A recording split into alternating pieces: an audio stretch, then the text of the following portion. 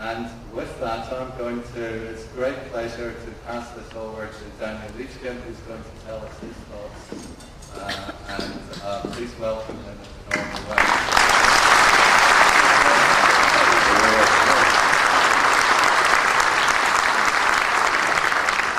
Thank you so much.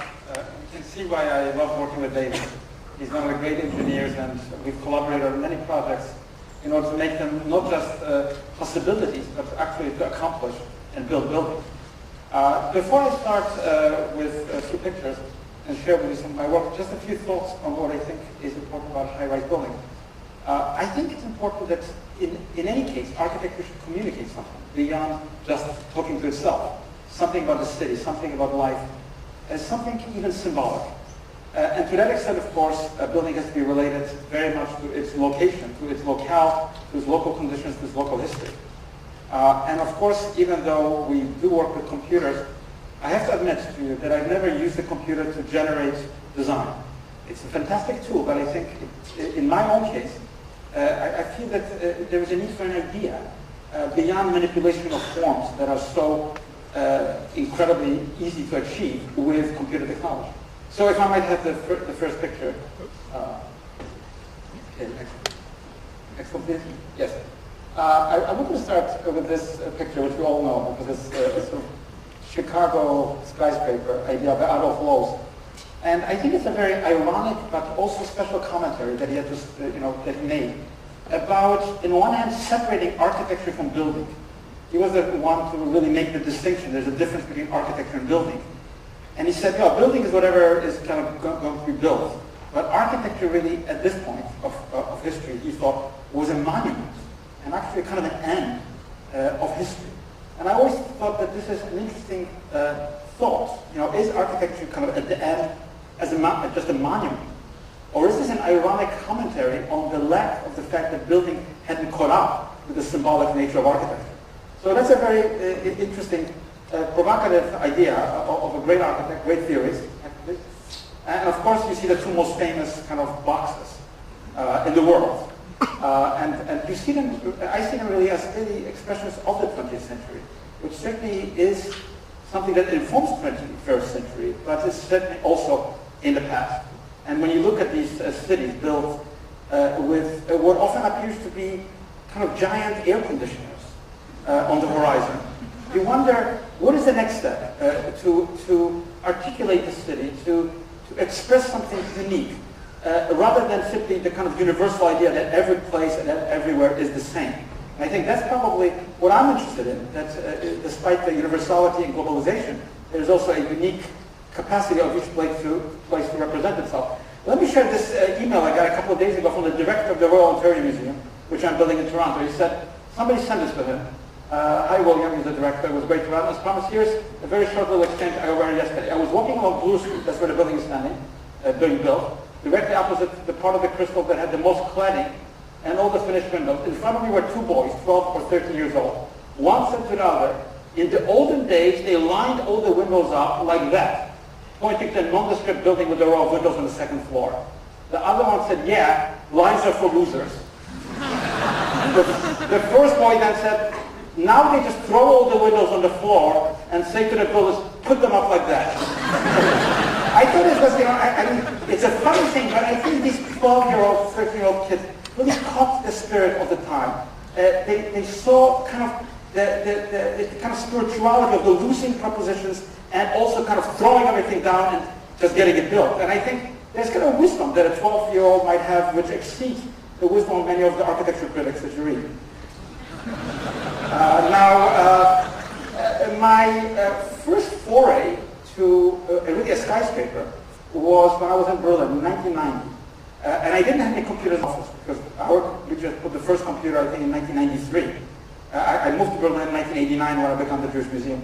So I drew by hand this twisting tower. And later on it was proposed for what was called the Inhabited Bridge competition in the Royal Academy of Art in London. Next one, please. But I built it by hand. I had no computing skills, and yet I thought that it would be something really that could be made in a kind of crafted way, in a sculptural way, Little did I know that the possibilities of making a twisted tower are very simple with a computer, or these appear to be simple. But again, the form here was derived from other concerns than simply cleverly twisting a form. So a foray into sort of my past, my first attempt at a high-rise. In Milan, which David alluded to, we're working on a site of the Fiera di Milano, a large site which has many different functions, 3 great buildings, high-rises, and of course also housing and other things. And I was responsible for this master plan. It's in around the central park, really. Proposal with different architects. Zaha Hadid is there, Isozaki, my friends, Paolo Maggiore. But my idea was to really fuse different neighborhoods and at the center create space for high-rise buildings, which will be the tallest really built in Milan. And I'm also doing one of the lower left-hand corner of condominiums and houses, and also a museum of design, which is underway. Now, what was the idea of this project? As I sat with my friend Zaha and Isozaki, they all said, let's have a competition. Who is going to win to do the tallest building?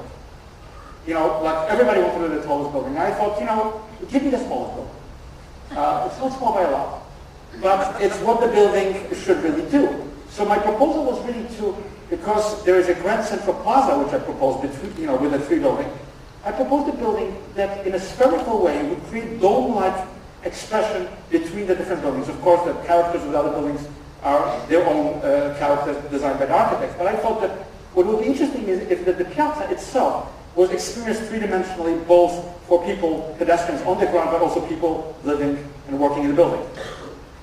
And David spoke about the building a little bit, but I think, again, it was not just an aesthetic idea, and not just a manipulation of a sphere, but how does a building contribute to the skyline of Milan? How does it contribute to its partners, which are large, tall buildings? How does it contribute to the park, and particularly the urban spaces that will be created at the foot of these grand buildings?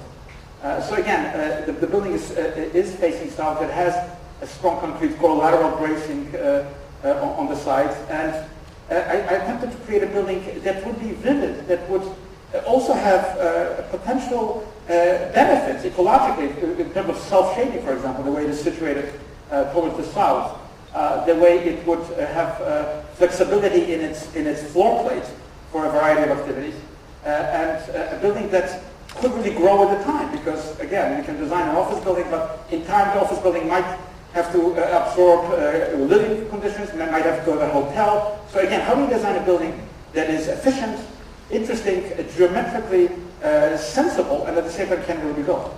So you can see that the floor plate is kind of ideal for light from both sides. Again, a building that might change its functions as the whole site grows. And of course, it does have very dramatic spaces on the very top as the building forms, and each floor really has a different of itself and a different view towards Milan. And I think it has very spectacular at the very upper floors. David already mentioned the different elements, proportional studies of how to create an interesting cladding of the building, structurally sound and also efficient to be built. These are the fragments, what David described very briefly.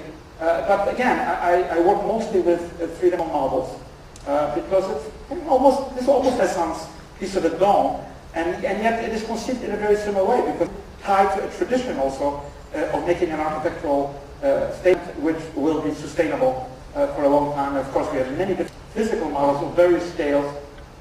Here's the building. It has evolved. It has different possibilities in terms of its cladding. You can see the assembly and the sphere-like space, which is not livable, but really you feel it between the undulating walls of those other buildings.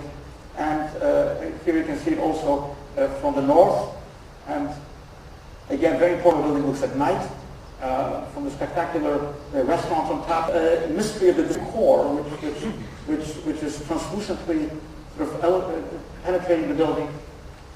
And again, always a conversation about Milan, about what space can really accomplish in communicating in a large-scale urban project such as this is.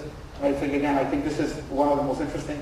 project that I'm involved in with David and with many others, and my client would tell you that it's a very efficient building. It's much more flexible than many other buildings that are in planning, and a building that can really also accommodate useful programs into the development of the site. Very which is called Reflections in Singapore.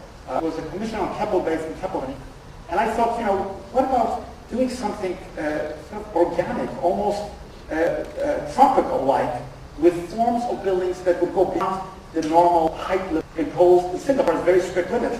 On this site, 110 meters. We proposed a building almost 180 meters in height, which went 50% more than the allowable height of buildings. And yet, we thought this is the right way in the 21st century to live, to enjoy tropical views, to have fantastic views of Singapore, and also to create a new destination.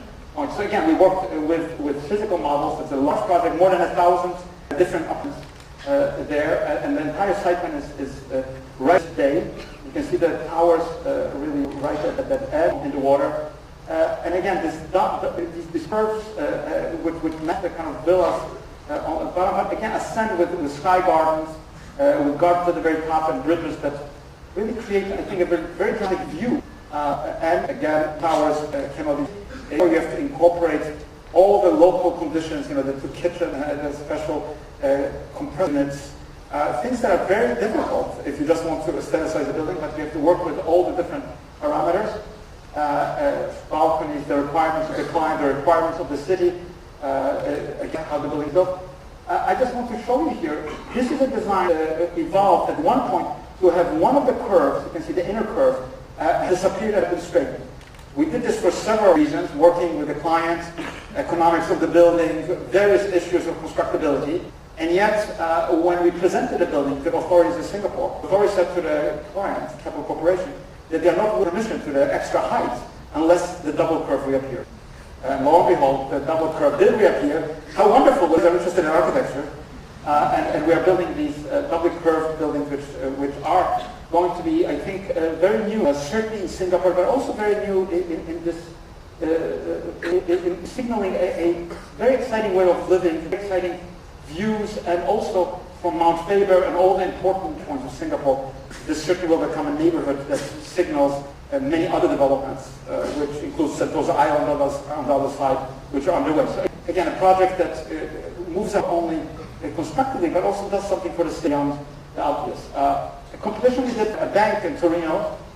You can see that the idea was to really look at Torino as an incredible structure in plan. It's a city after all, and to create a microcosm of the important points in the historical plan of Torino, with of course the mountains at the very back. You can see this in the side plan on the Grand Avenue, with the park just next to it.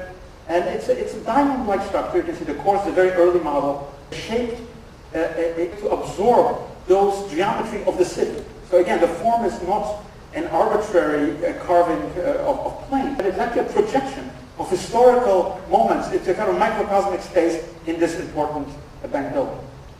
So again, these are David's diagrams, but you can see elevators. You can see also that the attempt to be a very different, given the bank requirements, a very standard office depth and so on, to create still a space that is interesting, a kind of atrium that is openable. Of course, the office building itself is air conditioned, but a space that is a kind of a loggia that isn't just an atrium, but creates conditions for the workers up high with light and sustainability in mind. So again, a building shaped both urbanistically in terms of the history of the plan, but also in terms of the inner amenities that it offers to people who work in such a building. And this is a view, you're at the lobbies, looking through really towards the heights of the building.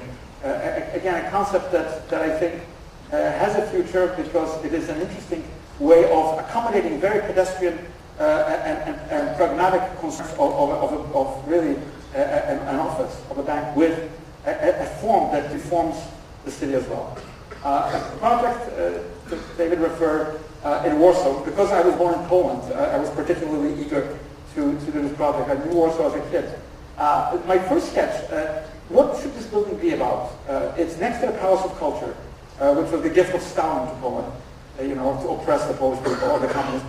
And what do you build in front of it? Well, my first thought was, it's something about the shaping of the building as a crown of an eagle, which was removed from the Polish eagle by the communist government, and also respond to the conditions of sunlight in a place in the city, right downtown, which is very dense. The Polish requirements is that each apartment in a high-rise building, and this will be the highest residential building in Europe, about 60 stories high, each apartment has to have 90 minutes of direct sunlight. It's a very difficult requirement to accommodate in a structure where you have other tall buildings. So again, we went from the box and attempted many ways to find the logic for how to both accommodate the inner progress of a commercial project, but also create a building that would soar, that would have that crown and would return kind of the Polish eagle back across the streets to that old communist relic. And again, this is a building that has a podium, which has amenities and so on, but also, for the first time, a new way of living in a historical city that was devastated in World War II. There it is, the building. There are many things around the building, office buildings, houses from the companies. This David already showed. Again, plans of the base buildings. And what is interesting about the shaping of the building, that these volumes are shaped to offer particular views. On the one hand, you don't palace, you want to have it on the other hand, you want to see other views from such a high-rise building. And just shaping it in a certain way provides distinctly different apartments. And I think that's important, that you're not just in a cookie-cutter space, but there are not so subtle differences in apartments. You can see, even in these simple perspectives, that there is a quality here, that the architecture itself, with its slopes, with its angles, with its possibilities, offers to the inhabitants. And of course, at the upper levels, there are some very spectacular units where you really feel the geometry as it comes to you across that site. These are elevations. Again, there's a complexity because the building relates both to street level, but also it's a high-rise building which will be seen from many different places, and a lively, I think, environment that will show that Poland has come out of the communist era, that it is, again, standing here next to the Soviet palace, and asserting an identity about Warsaw that was brutally taken away by the communists for so many generations. So again, that's another project. A high-density project, in Busan, South Korea. I don't know how many of you know South Korea, but buildings in Korea are very standard. They are almost all the same. They are very repetitive. The technology is relentless. So what I tried to do when I was approached by the Lake Development Corporation is to create a project that was certainly marketable, that was efficient, that was commercially viable, but that would get away from that box-like space. You can see the tower behind, high density. The whole city is very high density. Well, Korea, that's it, Busan is very dense. Those are the buildings in the environment. So you can see this building, this set of residential buildings breaking away and attempting to create a much more organic flow of light, of open space, and of simply pleasure to live in a place which is so really beautiful, facing Japan. You can see in the background the towers which are already there. This is the building in contact. And this highly expensive, important piece of real estate kind of flowering into, with hotels, with residential buildings, into, again, a new neighborhood. Of course, the effort of such a project is to create geometries which are viable and to create really buildable buildings, not just arbitrary shaped buildings that contain the right amount of program where the freedom to move is very sensitive to the local demands and the local history of how these buildings are. But again, this project was for 1 year away from our office, went through planning permission in order to change the zoning of the site. And now we are bidding again on this project. Now that the zoning has been changed from industrial to residential, these buildings will be going ahead, and you can see that it is a very spectacular place. And I think with boldness, high-density residential towers can become interesting, can provide a different luminosity and a different urban tempo in a place which for a long time has not been possible. You can see it here across from the bridge. It's really a gateway to Korea, and I think I'm very excited that we are beginning to work again to realize this project, because I think it will significantly shift the perception that all you can build is these standardized buildings that had a formula, 50 years ago, but to my mind are no longer really expressive of the possibilities of architecture. And I would be amiss not to share with you a little bit of the World Trade Center.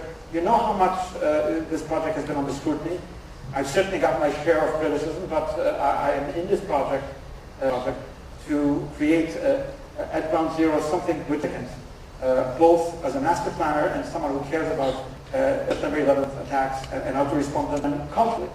So again, the 1776 tower, which is what I called this one, my very first proposal for it, in the first phase of the competition. As you can see, I attempted to create a building that was a regular building, easy commercially to be built, but also to aspire to the sky, to create something symbolic. And 1776, which later government of actually calls the Freedom Tower, was my idea, that the building should have a symbol which will never be surpassed by a taller building in Chicago, Dubai, or China, because it will always be 1776, and it will always stand in the skies of New York as something reminding us of that incredible document that brought democracy to the modern world in general.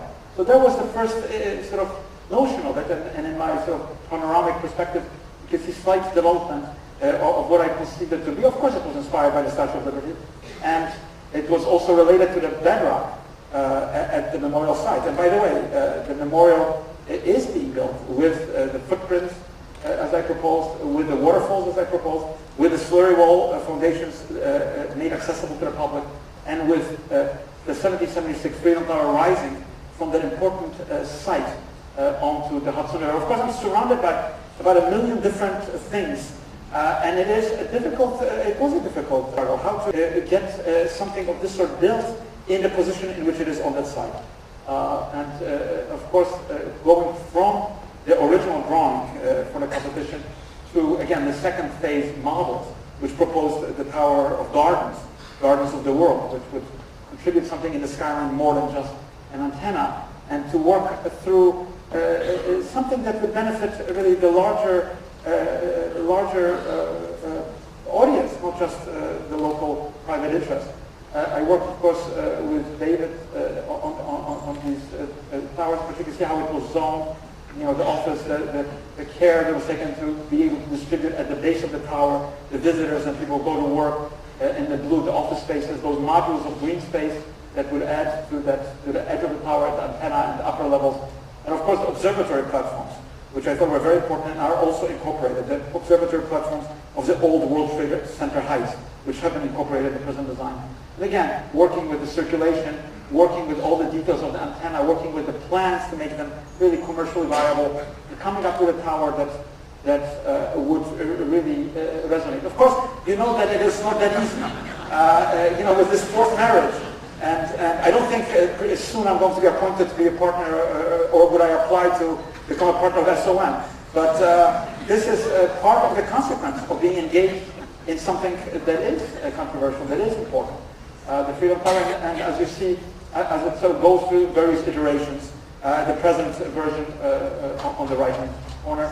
And again, the massing of the buildings has stayed as I proposed. It's a spiral of buildings which surrounds the site, giving light to the memorial and making sure that the memorial has a spirit quality, and that there's a composition, despite the fact there are various hands on the site, that there's a kind of division of labor. I think there's a unity of an idea, because in this highly dense piece of the city, the buildings, they are standing in a spiral light formation, and of course you will see them from many different perspectives. And I end here where I began, because I began with the Statue of Liberty. I thought from the very beginning, this project is about America, it's about the world, it's about the loss that happened on September 11, 2001, and also the response in a vital way to reaffirm democracy, to reaffirm all the values and individuality and its vitality to the whole world. And the project is underway. There are hundreds of workers right now at Ground Zero. The tower is being built. The memorials under construction. soon the PET terminal will be ready. Other components, of course, will come around 2009, 2010. You'll be able to enter that hollow space and see something positive. Thank you very much.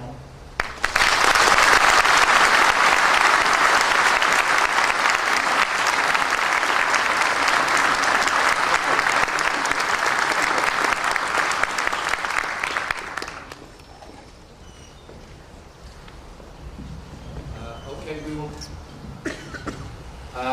we will be taking questions, so let's start some discussion. I'm sure there'll be a lot of interest.